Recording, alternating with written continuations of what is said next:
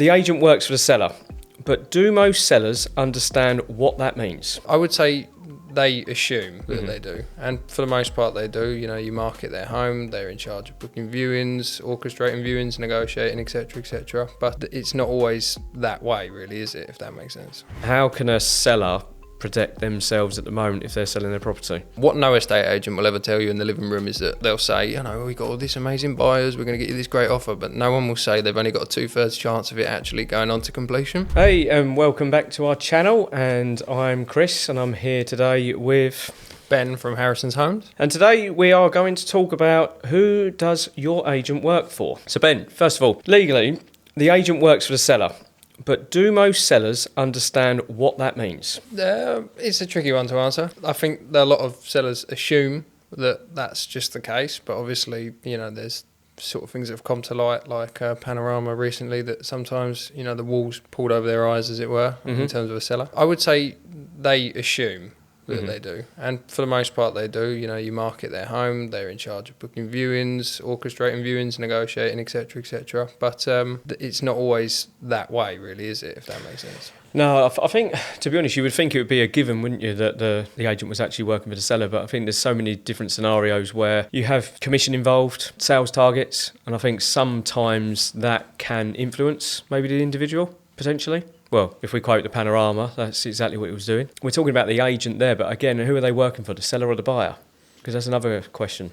Yeah, I think it really does depend, especially properties that have been on the market for a while. You see that's sort of in some companies that they might urge you to take an offer even if they can't demonstrate it's the best price. I know for us, the goal really is to have two bids competing, one that outshines, so you can really look them in the whites of the eye and say, this is the best price, this is what we've been able to achieve. But obviously there are, in our industry, problems around that, such as, obviously, again, to quote back to Panorama, I don't want to sound like a broken record, but obviously the problem they had there was, they were tying up deals to people that were securing mortgages through their in-house brokers, which is great because there's an element of control over that and security, but you can't put them ahead because the business is going to make a few £100 more on the deal when there might be, and again, in that instance, there was a cash buyer that was sort of, pushed under the rug, which just isn't fair, and it's not working for the seller, really, is it? And I've just had a scenario only within the last couple of weeks where a client has come back to me, and her words, not mine, was that they didn't feel like the agent was working for them. And obviously I knew exactly where she was going. I said, can you just explain to me what you mean by that? And pretty much basically what they were trying to do is force her hand to take an offer when she didn't want to do. And I think sometimes, again, there's, I don't know, is it incompetence? Is it pressures above? The individual feels they have to pressure the seller to take an offer. Again, obviously we're here to advise, but the way that she was left feeling was ultimately, you must take this offer, and she was forced to take it, but ultimately she hasn't, hence the reason why now she's talking to me. Exactly that. And I mean, I think, again, you mentioned targets earlier. Remind me, data recording, we write at the end of the month, are there, and you also said pressures from above, is there pressures on above to hit certain sales targets? Oh, that's a good point, actually, because again, it was end of quarter, funny enough. There you go. Didn't really think about that. So you see that a lot, and I'm not trying to slander anyone here, but it's a big thing in corporate agencies, where they're targeted to bring properties on the market, not so much sell them, and obviously to sell them as well, but in terms of a separate target. And I think that's why at the end of the month you see a lot of sellers being sort of forced to take certain deals that, if it doesn't facilitate their onwards and there's more money on the table, are you then working for the seller if you're trying to force their hand to take a deal? Yeah, good point. Many agents chase listings, not results. And how can a client spot the difference in that? That's a really good question, and I feel there's a number of questions I feel the client could be asking the agent, i.e. what are they negotiating from first offer, which is an important thing, because ultimately anybody can sell a property, but I can see the data and the percentage of asking price achieved, and obviously this is something that we've worked on continuously within our business to ensure the seller is getting the best price. But when you've got an agent there that's achieving 90% of the asking price, is that something, or is that them striving to get the deal done, or is it them just trying to, look in the best interest of the seller or not? I don't know. Yeah, I think there's a few different reasons, probably from my perspective, why it happens. Obviously, we've alluded to targets in terms of listing targets. And, the big one, it can be an extraction winner. If you're sitting there telling any rational person, I can get you 25 grand more, you should be marketing at this level,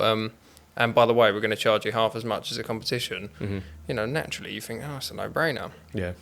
So not only does the agent win the instruction target, they will continue to pressure you to drop the price. And I'm sure we'll discuss later on or in another video about price adjustments. Be very good and very bad, but you obviously need a plan, which I'll park there. I think I sort of alluded to the question there, didn't I? I went on to another one, but I think one of the other key things for me, and this is a scenario where we're challenged quite a bit. I've been to one recently where the client told me they wanted a figure. Now, ultimately, looking at comparable data, for me, the price that they wanted, in my opinion, was too high.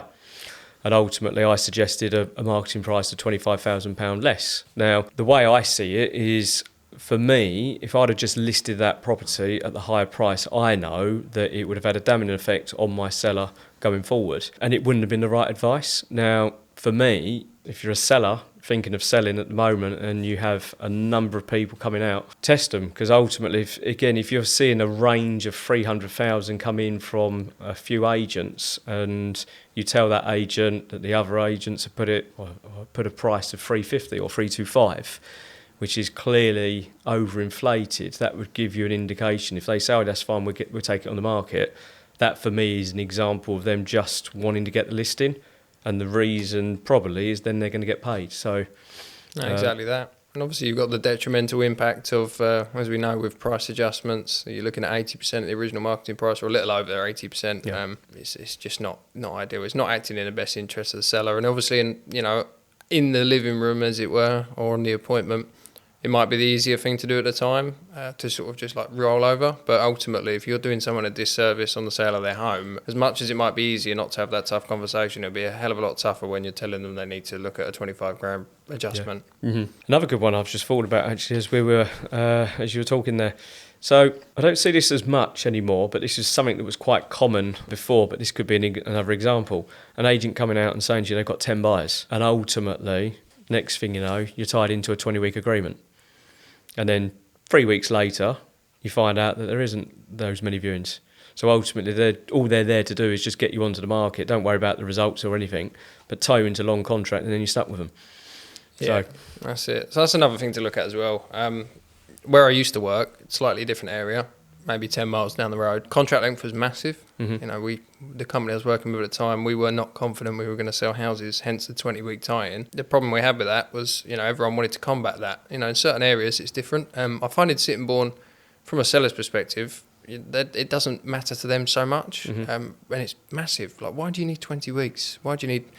Well, we do 0 weeks, because everything we say in the living room, if it doesn't ring true, then candidly, you can get rid of us because we've led you down a garden path, and exactly, got very low withdrawal rates, and there's obviously some proof in the pudding. But yeah, if you're a seller, seriously consider that as well. If somebody's saying that they've got buyers and they do a 0 week tie-in, somebody else is saying that they've got buyers and they do a 20-week tie-in, it's probably worth trying the 0 week first. We always talk about balancing risk. Like with the offers over price to entice, or it's too risky, some sellers may say. But again, the buck stops at them, and it does with a 0 week contract as well. You leave all power in the hands of the seller and all flexibility as well. So in our market, asking versus achieved is only 1% apart, apparently at the moment, according to the data. How does that reflect agent accuracy? It's good. I think agents are being stronger with these conversations we're talking about, with, them tricky conversations where you have to tell somebody that, look, based on the data and my experience, it might be worth trying it at X, which might be lower than their expectation, but ultimately with a goal to go above. And obviously we know from the data that if you price it to entice and you get multiple offers within the first 28 days and you negotiate it to the best price, you're probably going to be somewhere that they would have been willing to accept if they tried the higher figure. But we know at the higher figure, with so much property on the market and so much choice, that it doesn't always work the way it maybe did for the last 100 years. So again, when we're talking obviously about, because again we can see the data and what agents are achieving, as I said, ultimately the last couple of years it's been in the region of 90-95% of the actual asking price. And again, this is a conversation that I've had with a lot of sellers at the moment, where we've been out in the living room and they've said they've achieved X of the asking price. Well, what is that? Is that the original asking price, or is it the reduced asking price? Yeah, that's a tricky one. It should always be based on the original, because it's based on your advice from the first place. So yeah, I mean, but to change the sort of tone for it, I think it's a really good thing, because maybe a couple of years ago that definitely wasn't the case. It was certainly a lower figure than that. So to be within, you say 1%? Yeah. Well, as of last month's data, yeah. I think that's an improvement across Sittingbourne for the level of quality of agents that we're working with, which is a good thing for all sellers. Quite agree. Price changes. Mm-hmm. It fell 6%, which is ideal. Yeah, it's an interesting one, because if you look at Rightmove Daily, there's always a new price-adjusted property. So the fact that that's fell, I found that quite interesting, because ultimately, as I said, there's been a lot of price changes, a lot of properties that have been sitting on the market now for a number of weeks, not moving. So yeah, but again, it's good. It also talks about the market being, I would say, quite strong locally, especially for us. That's encouraging that buyer demand is there, even though you've got all the talk about the budget, etc., and everything else that's going on. I think it directly correlates to the question above as well, with the sort of 1% of asking price. Again, ties straight back to, going into 2023, 24, 25, certain uncertainty from sort of the highs we were used to in 2021, 2022. I think agents are now catching up, realising that, right, this sort of, put it on at X and try and take a lower offer is not working, because the demand and the amount of choices buyers have to buy their next home is so high. They're left with no choice other than to do one or two things: price adjust or have that difficult conversation in the living room to start. And I think it just means that the agents are, getting stronger, that we're working against or alongside, however you want to look at it, which is only going to benefit the people of Sittingbourne. So I think they both tie in together. Well, I think also as well, it's like when you're looking at buyer behaviour and conversations that we've been having over the last year, if you look at the amount of price adjustments that have been happening, it gives the sort of impression that the market is coming down. Now, ultimately, if you look year on year, the difference is minus 1% on asking price. So it's a very minimal amount. It hasn't gone up. It hasn't really come down too much. But the impression that gives, the amount of conversations that we've had with clients over these times is, oh yeah, the market's dropping. It's dropping massively. Oh, this is going on with the budget. This is going on here. Base rate this, inflation going up. And then you're seeing all these price adjustments. But I think the way I look at it is they were just too high to begin with, and now is it a case of sellers being serious? Because again, when you're looking at the data, and again you look at year on year, the amount of sales is very minimal that was sold this time last year compared to this year. Yet you've got all of this talk in the media about the market being X and this and that. It's personally, for me, it's a load of rubbish. Yeah, because it was like the difference was about 3,000. The whole month to date, if you compare it to last year, the difference is 3,000 less properties UK wide, wasn't it? Which, when you're talking percentages, is like with the actual figure itself, it sounds massive when you say a few thousand, but that's like within 3%.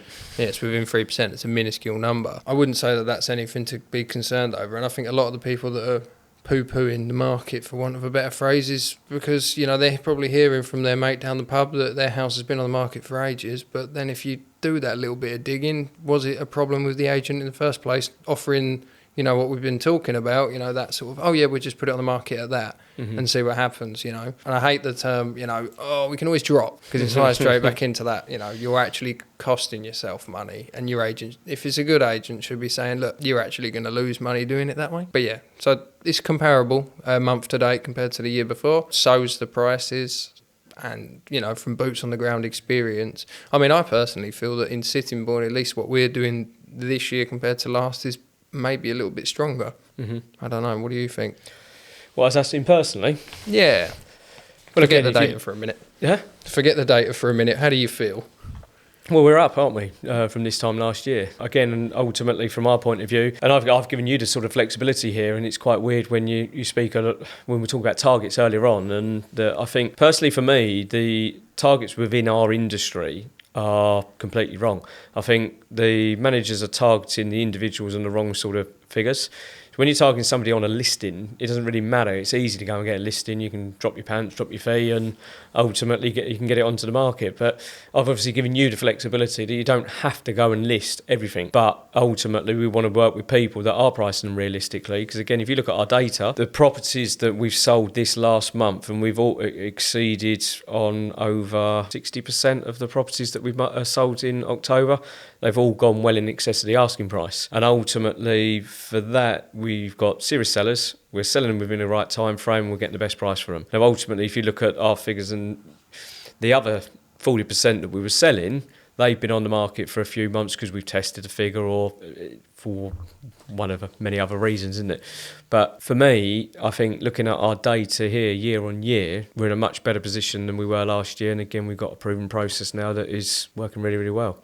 No, definitely. On to the sort of next one then. Should I've come against this many a times, even to today. Should sellers really have some question marks, I suppose, when, they've got an agent in the living room, they might have 2 or 3 more booked in for the rest of the week, and they go, oh, I'll just do it at 1%, just sign. If you do it today, we do it 1%. Should sellers, challenge that? Because obviously for me, on this side of the fence, that's massive alarm bells, because that's a negotiation where you've just, dropped your pants without them asking. How are they going to treat an offer? That's obviously what I'm going to think, because that's what I do for a living. But should more sellers be conscious of this being a bit of a pitfall and potentially a problem for them down the line? I would 100% question it. And I've even gone back to some sellers in the past, and I've said to them, I tell you what, go and tell them that Harrison's are doing it at X, and next thing you know, I can guarantee they're going to drop another 0.25% for you. But go and try it and find out. But if you can imagine, if they're dropping their fee that quickly for you, what do you think they're going to be doing for you when they're selling your property? How are they going to act with their buyer? If they can't negotiate their own fee, how are they going to negotiate your biggest asset? Yeah, I think it just removes the transparency and honesty element as well, that you can go to 2 different, let's say you go to 2 different bungalows, you've got one lady that hasn't moved for 60 years and you've got one lady that hasn't moved in 6 months. It's quite obvious that the tools in the shed are going to be sharper for the lady that moved 6 months ago, because she's experienced it. So how would they both feel if they met up that week and one of them had it at 1%, one of them had it at 1.5%? You're immediately tarnishing that honesty between people, and that's why we obviously do our set fees, because everyone's equal and it shouldn't be one rule for one rule for another. But yeah, I do like your point on that, especially with the negotiation aspect.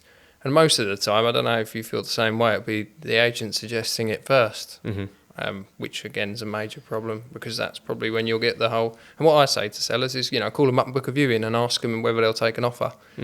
Because that's when you'll really know. Oh, you hear all the time, I'll go around there and just, offer what you think. They might accept under, they're in a rush, they're this, they're that. And all of these little things, that's going to be what's going to cost you way more than the difference in fees. It's going to cost you thousands upon thousands of pounds. Yeah. How do reservation agreements protect sellers from fall-throughs and wasted time? Now, this is obviously a topic that we talk about all the time. We've had a few unfortunate fall-throughs recently, haven't we? But the struggle that I have is it's not our direct property that we're dealing with, it's always a chain. And again, looking at the data and again, various reports, fall-throughs unfortunately are on the up again. And again, is that due to the uncertainty, all the talk in the media? How can a seller protect themselves at the moment if they're selling their property? Reservation agreements we spoke about before. So let's go without first. So UK-wide, what no estate agent will ever tell you in the living room is that they'll say, we've got all these amazing buyers, we're going to get you this great offer, but no one will say they've only got a 2/3 chance of it actually going on to completion, because that's not very salesy, is it? Obviously, that's 2/3, so no one says 2/3 are going to go through, they just say they're going to see it on to exchange completion. With a reservation agreement, that 2/3, 66% if you like, changes to 94% based on everyone we did the year prior.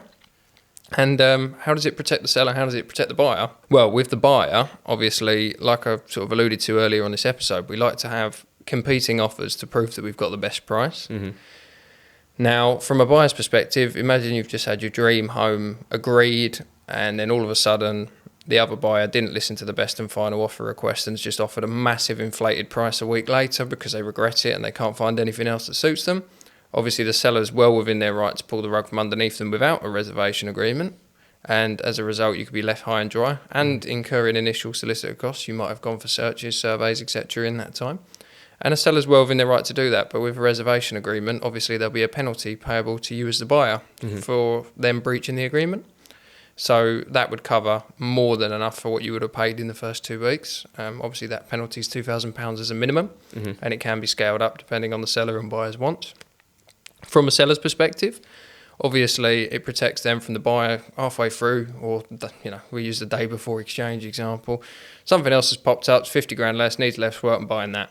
And there'll be a penalty. It's not going to save the deal, but there'll be a penalty payable. But if you're wondering, how's the increase in percentage gone from 66 to 94? Well, it's because no one wants to pay that £2,000 penalty.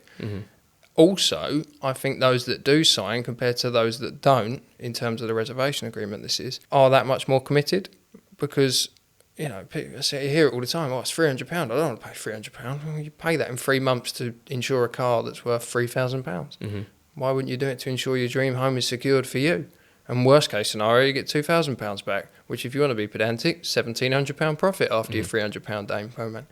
For me, it's a no-brainer. Also, like you alluded to earlier, sorry to keep rambling on, I feel quite passionate about this, chains breaking, that is an option as well. Because he'll offer that, for the whole chains. Of course, there's, hurdles to get over. Everyone needs to agree to it and sign, of course. But, if you're progressing a sale to exchange and completion, I'm sure every agent, even if they don't offer it, would think it's a good idea. No, I quite agree. As I said, it's the easiest way for me to see whether or not a buyer is 100% committed, full stop. But also as well, like how many sellers have I dealt with in the past where they've said, oh yeah, they're 100% committed, next thing you know, they pull out. Or I've met the buyers, I trust them, everything's fine. It happens, and sometimes life gets in the way, but, we had one earlier. It was £750,000, this house, and there was viewings lined up for that afternoon. Gentleman would do anything he can to secure it, sign the reservation agreement, and I quote, in sound mind and body, that's what he said in his email to me, and then decided on the Monday that he jumped too soon. But he also then said, look, I signed this agreement. I had full intentions of, proceeding. It's all sort of, I've changed my mind.